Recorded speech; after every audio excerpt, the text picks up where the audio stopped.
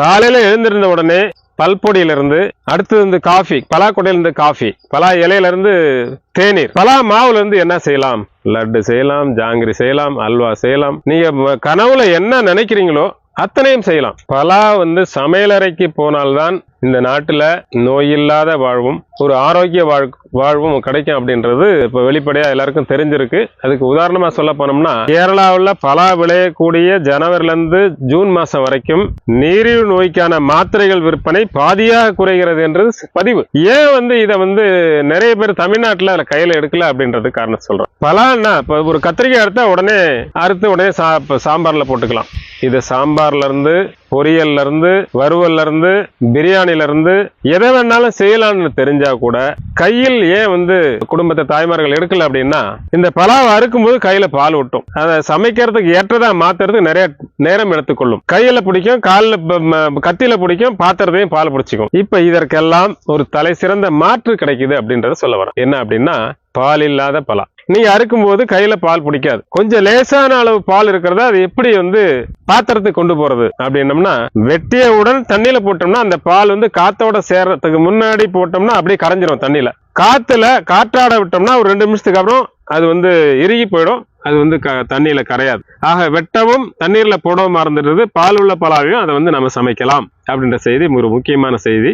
அதை மீறி ஒரு முக்கியமான செய்தின்னா, பலா பிஞ்சில வந்து தோசை செய்யலாம், இட்லி செய்யலாம்ன்றது ஒடிஷாவில் இருக்கக்கூடிய அது நடுத்தண்டையும் முள்ளையும் நீக்கிட்டு சின்ன துண்டுகளாக்கி மிக்சியில அடிச்சுட்டு சமமான அரிசி மாவு, கோதுமை மாவு அல்லது வரகு மாவு, இந்த மாவு ஊற வச்ச அரிசியை அரைச்சிட்டு அப்படியே இட்லி வாக்கலாம், அப்படியே தோசை செய்யலாம். இப்ப இன்னைக்கு trending news in Karnataka, Kerala, தமிழ்நாட்டுல கொஞ்சமா பரவிட்டு இருக்கு. பலா பிஞ்சு தோசைன்றது புதிய அறிமுகம். தமிழ்நாட்டு மக்களுக்கு யாருக்குமே தெரியாது. எதுவுமே வேண்டாம், தேவையானது கொஞ்சம் உப்பு, பிஞ்சு துண்டு, சமமான ஊற வச்ச அரிசி அப்படியே அரைச்சி அடுத்த நிமிஷம் உங்களுக்கு இட்லி கிடைக்கும். அதனுடைய சுவை எடுத்துக்கிட்டோம்னா ரவா தோசைக்கு இணையான தோசை.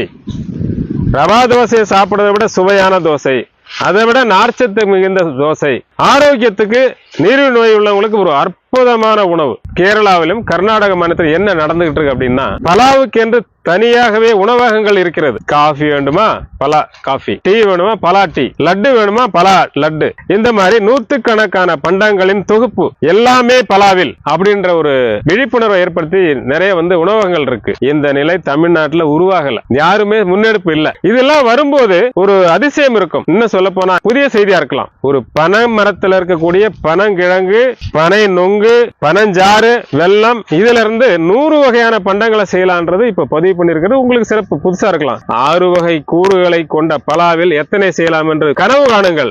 600 அல்ல 1000 பலாவை கையில் எடுத்தோம்னா ஆரோக்கியம் உங்களோட இருக்கும். ஆஸ்பத்திரிக்கு போக வேண்டிய தேவையே இருக்காது. பலாவுக்கு இணையான பயிர் உலகில் இல்லை. பலாவை மிஞ்சி பஞ்சம் போக்கக்கூடிய பயிரும் எதுவும் இல்லை. உணவு பாதுகாப்பு இதை மிஞ்சிய எந்த பயிரும் கிடையாது.